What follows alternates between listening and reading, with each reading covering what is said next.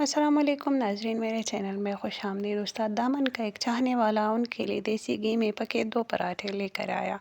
استاد دامن نے پراٹھے ایک طرف رکھے اور اٹھ کر ایک بڑا سا پیالہ لیا جس میں چینی ڈالی، ایک پراٹھے کو توڑا اور پیالے میں ڈھیر ساری چھری بنا لی۔ پھر اٹھے اور کمرے کے چاروں کونوں میں وہ چھری زمین پر ڈال دی اور واپس بیٹھ کر مہمان کو کہا کہ لو، ایک پراٹھا مل کر کھائیں گے۔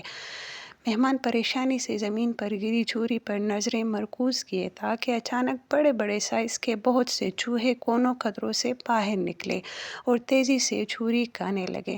مہمان نے حیران ہو کر پوچھا، استاد محترم، یہ کیا؟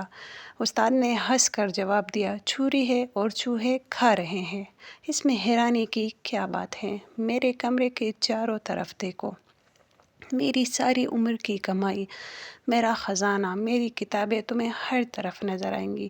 چوہے خوش ذائقہ چھری کے عادی ہیں، ان کو اب کتابوں کے کاغذوں کا بے مزہ ذائقہ اچھا نہیں لگتا، اس لیے چوہوں کو چھری کھلانے کا فائدہ یہ ہے کہ میری کتابیں محفوظ ہیں، میرا خزانہ محفوظ ہے۔ تم بھی اگر اپنے لیے کسی خزانے کو محفوظ رکھنا چاہتے ہو تو یاد رکھو، ارد گرد لوگوں کا خیال رکھو، انہیں چھری ڈالتے رہو، سدا سکھی رہو گے۔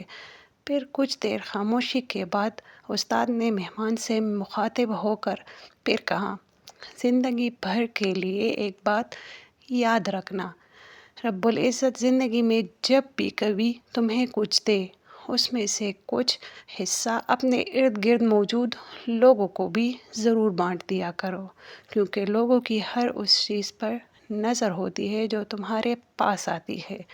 یہ کوئی اور لوگ نہیں، تمہارے قریبی عزیز اور اچھے دوست